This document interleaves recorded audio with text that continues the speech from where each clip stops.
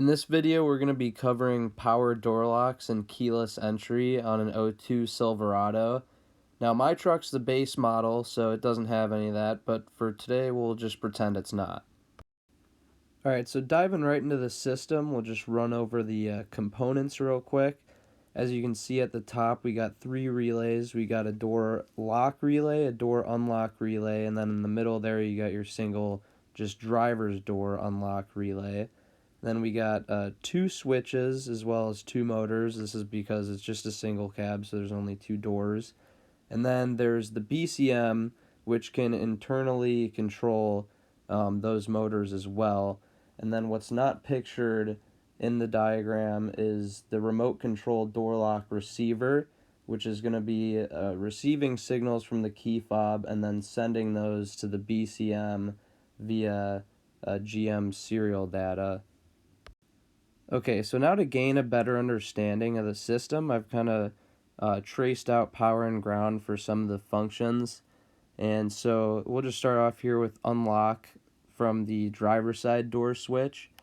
So obviously you're going to flip that switch from in the car, and that's going to run power through that unlock position of the switch. Power is going to run up to the door unlock relay, and then that relay is already getting ground to the coil, so the coil is going to activate the switch in the relay. Then power is going to run through that switch. It's going to come down to pin B8, and then it's going to run all the way to the passenger door lock actuator, and then ground for that motor is going to be found through the door lock relay. And then I do want to make note that anytime you're unlocking the system, it's only going to function the passenger side motor because it's already assumed that the driver's side door is unlocked. Now let's see what happens when we decide to lock the door from the driver's side door switch. So again, as you can see, power is going to come down to that driver's side door switch. It's going to run through the lock side of the switch, and then power is going to be directed up to the door lock relay. It's going to sit at that coil, and then ground's already provided to the other side of that coil. So the coil is going to operate the switch in the relay, and then power is going to run through that switch, and it's going to be provided to one side of each of the motors for the locks. And then ground for the passenger side lock motor is going to be found through the door unlock relay, and then ground for the driver's side door lock motor is going to be found through the driver door unlock relay. Just want to add a quick note that I failed to mention earlier. It is important that these door lock relays, their normally closed position is going to be to ground, and that's because the door lock motors are going to find ground through one of the relays that's not being operated and providing power to the motor. Alright, so now I'm just going to skip over the passenger side door lock switch because it's pretty much just the same as the driver door lock switch. So now let's say that you're operating the system from the key fob. So that key fob is going to send a signal to the receiver, and the receiver is going to send that signal to the PCM, or the BCM that is, and then the BCM can internally provide battery power or ground depending on the function that's being done. So here let's say that you're trying to lock the doors from the key fob. So BCM is going to receive that signal, and it's going to provide power up to the door lock relay, and then ground is already at the other side of the coil. So power is going to run through that switch in the relay, and it's going to be provided to one side of both those motors. Then ground for the passenger side motor is going to be found through the door unlock relay, and then ground for the driver side motor is going to be found through the driver door unlock relay. Alright, so now let's say that we just hit that key fob, the unlock button on that key fob once, and we're just unlocking the driver side door.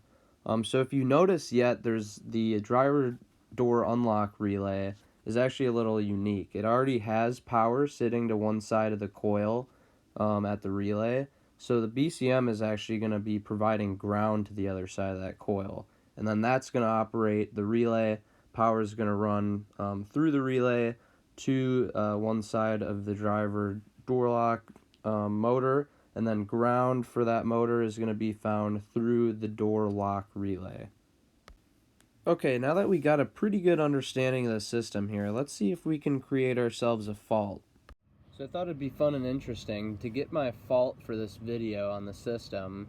I hung the system diagram up on a piece of wood here, and I'm going to throw a dart at it, and the closest wire to the dart I'm just going to put an open, and then we'll determine how the system will react from there. So let's see what we get here.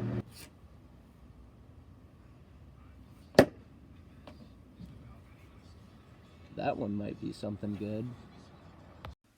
So now I've got the diagram back on the table, and you can see where I circled in red is where I threw that dart, and you can probably tell there's some more holes in the paper. I'll admit that was not my first try, but the other ones were pretty lame. I determined this one would be alright. But you would see I wrote down what's inoperative, and essentially the whole system's inoperative because that wire that we put an open in is basically can either provide power or ground to both of those motors depending on what function is happening. And it really doesn't matter because maybe if power can get to one side of either motor, ground won't be able to be found through the other side due to that wire being open, and vice versa. As for diagnosing this fault, if it were in real life, I would say, as always, you want to, consult the diagram first and get a good understanding of the system, which we have now. But from there, the first thing that a tech would probably want to do is check their power and ground at either of those motors, and it'll probably be found that in some cases power's not getting to it, and in other cases ground's not getting to it. And so really from there, it's going to be, you're going to know that you have an open somewhere, and then it's going to be narrowing down where that open is. So whether that's a continuity check or doing resistance tests on those wires, that's probably where you would want to go from there.